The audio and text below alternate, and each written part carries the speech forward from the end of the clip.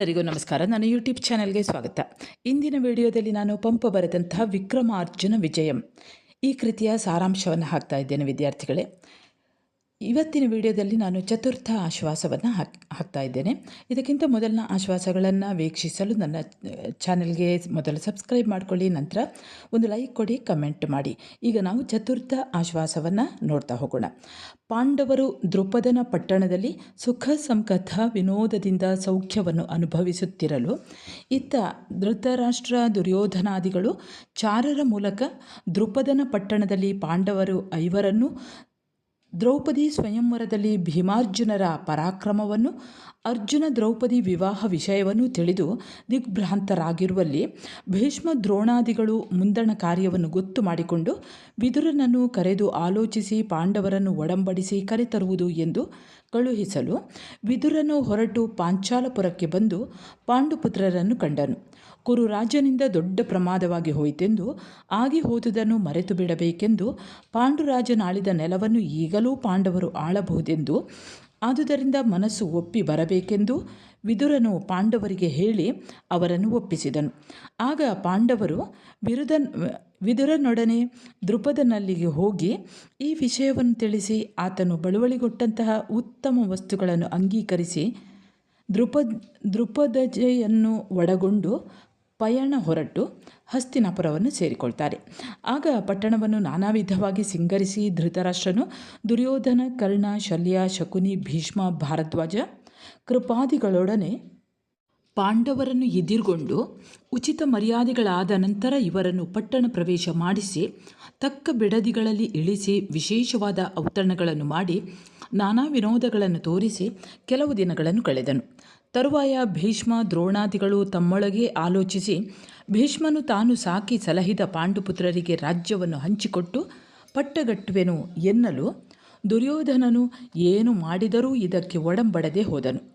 ಇದನ್ನು ಕಂಡು ಭೀಷ್ಮರು ಮುನಿದು, ಎಲೈ ದುರ್ಯೋಧನನೇ, ಪಟ್ಟಕ್ಕೆ ನ್ಯಾಯವಾಗಿ ಅರ್ಹರಾದ ಪಾಂಡವರನ್ನು ಲಕ್ಷಿಸದೆ ನಿನಗೆ ಪಟ್ಟವನ್ನು ಕೊಟ್ಟರೆ ನೀನು ಸೊಕ್ಕಿ ಹೋಗಿರುವೆ. ನಾನು ಅವರು 5ರಿಗೂ ಕ್ರಮವಾಗಿ ಪಟ್ಟವನ್ನು ಕಟ್ಟಿ ನೆಲವನ್ನು ಆಳಿಸದೆ ಬಿಟ್ಟ ಮಾತ್ರಕ್ಕೆ ಹೆಮ್ಮೆಯ ಮಾತನ್ನಾಡಬೇಡ. ನಿನ್ನ ಮಾತಿಗೆ ತಡೆದಿರುವೆನೆ. ನ್ಯಾಯವನ್ನು ಅರಿತು ನಾನು ಕೊಟ್ಟುದನ್ನು ಕೊಂಡು ಸಂತೋಷದಿಂದ ಬಾಳು. ಇದರಲ್ಲಿ ನೀವೆಲ್ಲರೂ ಸಮ. ಅಲ್ಲದೆ ಅಹಂಕಾರಪಟ್ಟು ಎದುರು ಬಿದ್ದರೆ ಭೀಮಾದಿಗಳೊಡನೆ ನೀನು ಹೋರಾಡಲಾರೆಯ? ಅವರು ನಿನ್ನನ್ನು ಈಗಾಗಲೇ ನಾಶ ಮಾಡಲಾರರೆ?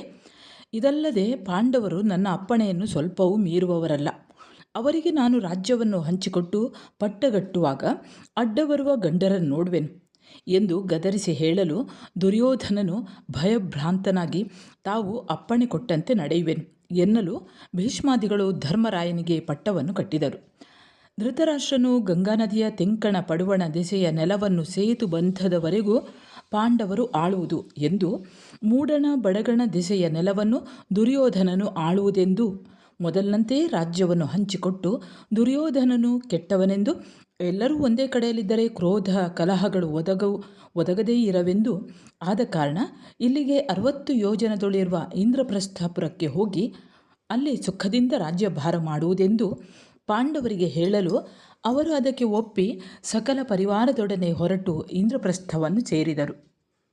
ಧರ್ಮರಾಯನು ದೇವೇಂದ್ರನ ಪಟ್ಟಣದಂತೆ ಮೆರೆಯುತ್ತಿದ್ದ ಇಂದ್ರಪ್ರಸ್ಥವನ್ನು ಹೊಕ್ಕು ಅಲ್ಲಿಯ ಜನರು ಕೇವಲ ಸಂತೋಷದಿಂದ ಅರ್ಪಿಸಿದ ಹರಕೆಗಳನ್ನು ಅಂಗೀಕರಿಸಿ ಮಣಿ ಕನಕ ರಜತ ವಸ್ತುಗಳನ್ನು ಬೇಡಿದ ನಾಡುಗಳನ್ನು ಯೋಗ್ಯರಿಗೆ ಕೊಟ್ಟು ಚದುರಂಗ ಬಲವನ್ನು ಅಭಿವೃದ್ಧಿಗೊಳಿಸಿ ಮಂಡಲಾಧಿಪರು ಭಯದಿಂದ ನಡೆದುಕೊಳ್ಳುವಂತೆ ಅರ್ಜುನನ ಪರಾಕ್ರಮವು ತೊಳಗಿ ಬೆಳಗುತ್ತಿರಲು ರಾಜ್ಯಭಾರ ಮಾಡುತ್ತಾ ತಮ್ಮಂದಿರೊಡನೆ ಸುಖದಿಂದ ಇದ್ದನು.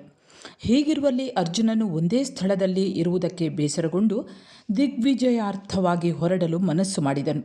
ಬಲಿಷ್ಠರಾಗಿ ಎದುರು ಬೀಳುವ ಶತ್ರುಗಳ ಮೇಲೆ ಕಾಣಿಸಿಕೊಂಡು ಅವರನ್ನು ಧ್ವಂಸ ಮಾಡದೆಯೂ 4 ಸಮುದ್ರಗಳವರೆಗೂ ವಿಸ್ತರಿಸಿರುವ ಭೂಮಿಯನ್ನು ಹೋಗಿ ಜಯಿಸಿ ಅಧೀನ ಮಾಡಿಕೊಳ್ಳದೆಯೂ ಮುನಿಜನರ ಇಷ್ಟಿಗೆ ವಿಘ್ನ ಮಾಡುತ್ತಿರುವ ರಾಕ್ಷಸರನ್ನು ಛಲದಿಂದ ಕೊಂದಿಡದೆಯೂ ನಿರುದ್ಯೋಗಿಯಾಗಿ ಬಿದ್ದಿರುವವನು ಭೂಪನೇ ಎಂದು ವಿಜಯಾಕಾಂಕ್ಷಿಯಾಗಿ ಅರ್ಜುನನು ಈ ವಿಷಯವನ್ನು ತನ್ನ ಹೆಂಡತಿಗೆ ಹೇಳಿದರೆ ಮರುಕಕ್ಕೆ ಒಳಗಾಗಬೇಕಾಗುವುದೆಂದು ಕಳತ್ರವು ಮೋಹಮಯವಾದ ನಿಗಳವೆಂದು ತಿಳಿದು ನಟ್ಟಿರುಳಲ್ಲಿ ಎದ್ದು ಪ್ರಿಯೆಯನ್ನು ಮರೆಯಿಸಿ ತನ್ನ ಆಭರಣಗಳೆಲ್ಲವನ್ನು ತೆಗೆದಿಟ್ಟು ದಿವ್ಯ ಧನುಸ್ಸುಗಳನ್ನು ಬಿಗಿದುಕೊಂಡು ದಿವ್ಯ ಬಾಣಗಳನ್ನು ಹಿಡಿದು ಹೊರಟು ಖಾಂಡವ ಪ್ರಸ್ಥದಿಂದ ಉತ್ತರಾಭಿಮುಖವಾಗಿ ಕಾಮ್ಯಕ ವನದೊಳಗಣ ನೀಲ ಪರ್ವತದ ಮೇಲಕ್ಕೆ ಏರಿದನು.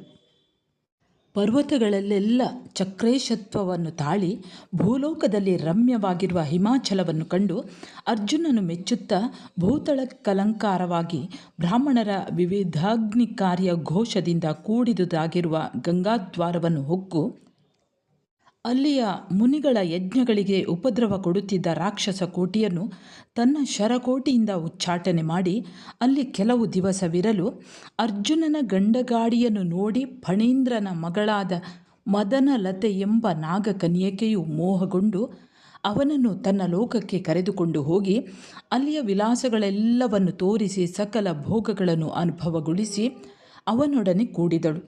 ಹೀಗಿರುವಲ್ಲಿ ಇಂದ್ರನಿಗೂ ಇಂದ್ರಾಣಿಗೂ ಜಯಂತನು ಹುಟ್ಟಿದಂತೆ ಆ ಫಣಿಕಾಂತೆಗೂ ಅರ್ಜುನನಿಗೂ ಸೂರ್ಯನಂತೆ ತೇಜಸ್ಸುಳ್ಳ ಇಳಾವಂತನೆಂಬ ಮಗನು ಹುಟ್ಟಿದನು.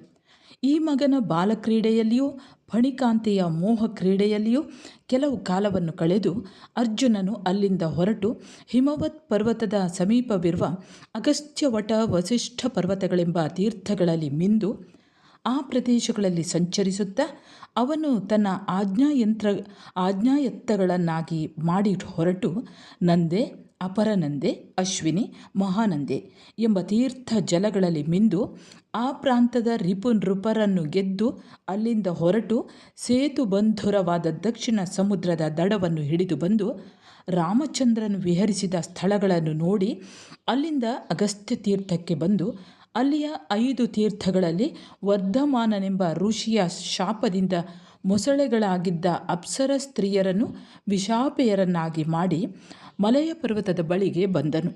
ಅಲ್ಲಿಂದ ಮುಂದೆ ಹೊರಟು ಶಂಖಚೂಡನಿಂದ ಪ್ರಸಿದ್ಧವಾದ ಪರ್ವತವನ್ನು ಏರಿ ಗೋಕರ್ಣನಾಥನನ್ನು ಕಂಡು ಭಕ್ತಿಯಿಂದ ಸ್ತೋತ್ರ ಮಾಡಿ ಮರಳಿ ಹೊರಟು ಮನೋಹರವಾದ ಬನವಾಸಿ ದೇಶವನ್ನು ಪ್ರವೇಶಿಸಿ ಆ ತೆಂಕನಾಡನ್ನು ಜಯಿಸಿ ಪಶ್ಚಿಮಾಭಿಮುಖವಾಗಿ ಹೊರಟು ದ್ವಾರಾವತೀಪುರವನ್ನು ಸೇರಿದನು.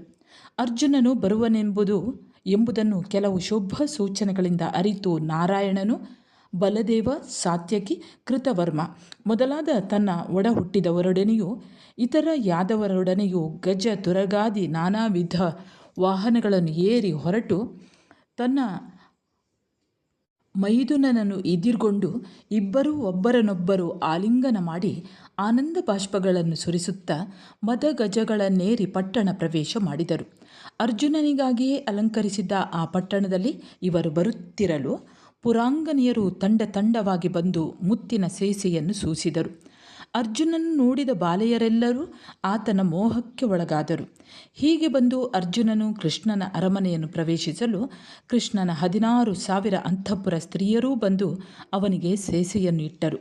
ಆಗ ಕೃಷ್ಣನ ತಂಗಿ ಸುಭದ್ರೆ ಎಂಬ ಕನ್ಯೆ ತನ್ನ ಕನ್ನೆವಾಡದ ಮೇಲಣ ಹಜಾರದ ಬಾಗಿಲಲ್ಲಿ ನಿಂತು ಅರ್ಜುನನನ್ನು ಚೆನ್ನಾಗಿ ನೋಡಿ ಗುಣಾರ್ಣವನೆಂಬವನು ಈತನೇ ಎಂದು ತನ್ನ ಚೇಟಿಯರನ್ನು ಕೇಳಿದರು. ಅವರು ಸುಭದ್ರೆಯ ಮನೋನುರಾಗವನ್ನು ಆಕೆಯ ಮುಖದಿಂದಲೂ ಚೇಷ್ಟೆಯಿಂದಲೂ ತಿಳಿದು ಸಹಜ ಮನೋಜನ ಕುಲದ ಛಲದ ಚಾಗದ ಬೀರದ ಭಾಗ್ಯದ ಸೌಭಾಗ್ಯದ ಅತಿಶಯವನ್ನು ಮಿತಿಯಿಲ್ಲದೆ ಹೊಗಳಿದರು. ಆಗ ಸುಭದ್ರೆಯು ಮೋಹ ಪರವಶಳಾಗಿ ಅರ್ಜುನನನ್ನು ತನ್ನ ತಪ್ಪು ನೋಟದಿಂದ ತಪ್ಪದೆ ನೋಡಿದಳು. ಈ ರೀತಿಯಲ್ಲಿ ನೋಡಿದ ಸುಭದ್ರೆಯ ಕಡೆಗಣ್ಣ ನೋಟವು ಆನಂದಾಮೃತ ವರ್ಷದಂತಾಗಿ ಅರ್ಜುನನ ಮನಸ್ಸನ್ನು ಅಳ್ಳಾಡುವಂತೆ ಮಾಡಲು ಆತನು ಆಕೆಯ ರೂಪಿಗೆ ಮನಸೋತು ಆಕೆಯನ್ನು ಕಣ್ಣಾರೆ ನೋಡಿದನು. ಇಷ್ಟರಲ್ಲಿ ನಾರಾಯಣನೂ ಅರ್ಜುನನು ಆನೆಯಿಂದ ಇಳಿದು ರಮ್ಯವಾದ ಅರಮನೆಯ ಉಪ್ಪರಿಗೆಯ ಮೇಲಕ್ಕೆ ಹತ್ತಿ ಅಲ್ಲಿ ಮಣಿಮಯ ಪೀಠಗಳಲ್ಲಿ ಸ್ವಲ್ಪ ಹೊತ್ತು ಕುಳಿತಿದ್ದ ಮೇಲೆ ನಾರಾಯಣನು ಅರ್ಜುನನನ್ನು ಮಜ್ಜನ ಭೋಜನ ತಾಂಬೂಲ ಅನುಲೇಪನಾದಿಗಳಿಂದ ಸಂತೋಷಪಡಿಸಿ ಅತ್ಯಂತ ಪ್ರೀತಿಯೊಡನೆ ಅವನ ಮಾರ್ಗಾಯಾಸವನ್ನು ಕಳೆದು ವಿವಿಧ ವಿನೋದಗಳನ್ನು ತೋರಿ ಹಿಂದೆ ಬದರಿಕಾಶ್ರಮದಲ್ಲಿ ತಾನೂ ಅರ್ಜುನನು ನರನಾರಾಯಣರು ಎಂದು ಹೆಸರು ಪಡೆದಿದ್ದೆವೆಂದು ಈ ಯುಗದಲ್ಲಿಯೂ ತಾನು ನಾರಾಯಣನಾಗಿಯೂ ಅರ್ಜುನನು ಉದಾತ್ತ ನಾರಾಯಣನಾಗಿಯೂ ಇರುವುದರಿಂದ ತಮ್ಮಿಬ್ಬರಿಗೂ ಭೇದವೂ ಅಗಲಿಕೆಯೂ ಇಲ್ಲ ಎಂದು ಹೇಳುತ್ತಿರುವಷ್ಟರಲ್ಲಿ ಸೂರ್ಯನು ಅಸ್ತಮಿಸಿದನು. ತರುವಾಯ ಕ್ರಮಕ್ರಮವಾಗಿ ಕತ್ತಲೆ ಕವಿದು ನಕ್ಷತ್ರಗಳು ಮೂಡಿ ಚಂದ್ರನು ಹುಟ್ಟಿ ಬೆಳ್ಳನೆಯ ಬೆಳದಿಂಗಳು ಹರಡಿತು. ಇಂತಹ ಬೆಳದಿಂಗಳಲ್ಲಿ ನಾರಾಯಣನು ಎರಡನೆಯ ಉಪ್ಪರಿಗೆಯ ಮುಂದಣ ಹಜಾರದಲ್ಲಿ ಒಡ್ಡೋಲಗಗೊಟ್ಟು ವಿಕ್ರಮಾರ್ಜುನನೊಡನೆ ವಿನೋದದಿಂದ ಇದ್ದನು. ಸುಭದ್ರೆಯು ಬೆಳ್ದಿಂಗಳಲ್ಲಿ ಚೇಟಿಯರೊಡನಿದ್ದು ಅರ್ಜುನನಿದ್ದ ಕಡೆಯೇ ನೋಡುತ್ತಾ ಆತನ ರೂಪು ತನ್ನ ಮನಸ್ಸಿನಲ್ಲಿ ನಟ್ಟಿರಲು ವಿರಹ ತಾಪದಿಂದ ವ್ಯಥೆ ಪಡುತ್ತಿದ್ದಳು. ಆಗ ಆಕೆಯ ಚೇಟಿ ಚೂತಲತಿಕೆ ಎಂಬವಳು ಇದನ್ನು ಅರಿತು ಸುಭದ್ರೆಯನ್ನು ಸಮಯೋಚಿತವಾದ ಮಾತುಗಳಿಂದ ಸಮಾಧಾನಪಡಿಸಿದಳು. ಇತ್ತ ಅರ್ಜುನನು ಸಭೆ ತೀರಿದ ನಂತರ ಹೊರಟು ತನ್ನೊಡನೆ ಬಂದ ಪಂಡಿತರನ್ನು ಉಚಿತ ಮರ್ಯಾದೆಗಳಿಂದ ಕಳುಹಿಸಿ ಮಲಗುವ ಮನೆಯನ್ನು ಹೊಕ್ಕು ಸುಭದ್ರೆಯ ರೂಪು ಕಣ್ಣ ಪಾಪೆಯಂತೆ ತನ್ನ ಕಣ್ಣಲ್ಲಿ ಹೊಳೆಯುತ್ತಿರಲು ಕಣ್ಮುಚ್ಚದೆ ಬೆಳದಿಂಗಳನ್ನು ನೋಡುತ್ತಾ ಆಕೆಯ ಸೌಂದರ್ಯಾತಿಶಯವನ್ನು ಪರಿಪರಿಯಾಗಿ ತನ್ನಲ್ಲಿ ತಾನೇ ವರ್ಣಿಸಿಕೊಳ್ಳುತ್ತಾ ಬ್ರಹ್ಮನು ಸಕಲ ಸೌಂದರ್ಯ ಸೌಭಾಗ್ಯಗಳನ್ನು ಒಟ್ಟು ಕೂಡಿಸಿ ಲೋಕವೆಲ್ಲವನ್ನೂ ಮರಳು ಮಾಡುವುದಕ್ಕಾಗಿ ಈ ಹೆಣ್ಣನ್ನು ಸೃಷ್ಟಿಸಿರಬೇಕು ಎಂದು ಊಹಿಸುತ್ತಾ ಮರಳಿ ಮರಳಿ ಆಕೆಯು ನೋಡಿದ ನೋಟವನ್ನೇ ಭಾವಿಸುತ್ತಾ ಆಕೆಯೂ ತನ್ನನ್ನು ಮೋಹಿಸಿರುವಳು ಎಂದು ನಿಶ್ಚಯಿಸಿದನು. ಆದರೆ ವಿರಹತಾಪವನ್ನು ಅನುಭವಿಸುತ್ತಿರುವ ತನಗೆ ಸಮಾಧಾನದ ಮಾತುಗಳನ್ನಾಡಲು ತನ್ನ ಗೆಳೆಯರು ಯಾರೂ ಇಲ್ಲಿ ಇಲ್ಲವಲ್ಲ ಎಂದು, ಆಕೆಗೆ ತನ್ನ ವಿಚಾರವನ್ನು ತಿಳಿಸಲು ತನ್ನ ದೂತಿಕೆಯರು ಯಾರೂ ಇಲ್ಲವಲ್ಲ ಎಂದು ಚಿಂತಿಸುತ್ತಾ ತನ್ನ ಒಲವೆಲ್ಲವನ್ನು ಅರಣ್ಯ ರೋದನವೆಂದು ತಿಳಿದು ಚಿಂತೆಯಲ್ಲಿ ಮುಳುಗಿ ಸೈರಿಸಲಾರದೆ ಪಟ್ಟಣದಲ್ಲಿ ಸಂಚರಿಸಿ ನೋಡುವ ಮನಸ್ಸು ಹುಟ್ಟಿ ಅರಮನೆಯಿಂದ ಹೊರಟು ಬರುತ್ತಿರಲು ತನ್ನನ್ನು ನೋಡಿದೊಡನೆಯೇ ಮಾತನಾಡಿಸಿ ಬಂದ ನಾಗರಕ ವಿದೂಷಕರು ಮೊದಲಾದವರೊಡನೆ ಹೊರಟು ಸೂಳೆಗೇರಿಯನ್ನು ಹೊಕ್ಕನು. ಅಲ್ಲಿ ಪರಿಪರಿಯಾದ ಜನರ ಮಾತುಗಳನ್ನು ಚೇಷ್ಟೆಗಳನ್ನು ನೋಡುತ್ತಾ ವಿನೋದ ಪಡುತ್ತಿರುವಷ್ಟರಲ್ಲಿ ಬೆಳಗಿನ ಜಾವವಾಯಿತು. ಆಗ ತನ್ನೊಡನಿದ್ದ ನಾಗರಕ ವಿದೂಷಕ ಮೊದಲಾದವರನ್ನು ನಿಲ್ಲುವಂತೆ ಹೇಳಿ ಹೊರಟು ಅರ್ಜುನನು ರಾಜಮಂದಿರಕ್ಕೆ ಬಂದು ಮಲಗುವ ಮನೆಯನ್ನು ಹೊಕ್ಕು ಹಂಸತೂಲಿಕಾ ತಲ್ಪದ ಮೇಲೆ ಮಲಗಿ ಕನಸಿನಲ್ಲಿ ಸುಭದ್ರೆಯನ್ನು ಕಂಡು ನೆನಸೆಂದು ಬಗೆದು ಮಂಗಳ ಪಾಠಕ ಧ್ವನಿಯಿಂದ ತಟ್ಟನೆ ಎಚ್ಚೆತ್ತಿರುವಲ್ಲಿ ಸೂರ್ಯನು ಉದಯಿಸಿದನು. ಸರಿ ವಿದ್ಯಾರ್ಥಿಗಳೇ, ಇಲ್ಲಿಗೆ 4ನೆಯ ಆಶ್ವಾಸವು ಮುಕ್ತಾಯವಾಗ್ತದೆ. ಮುಂದೆ 5ನೆಯ ಆಶ್ವಾಸದೊಂದಿಗೆ ಇನ್ನೊಮ್ಮೆ ನಿಮ್ಮ ಎದುರಿಗೆ ಮತ್ತೆ ಬರುತ್ತೇನೆ. ಅಲ್ಲಿಯವರೆಗೆ ನಮಸ್ಕಾರ.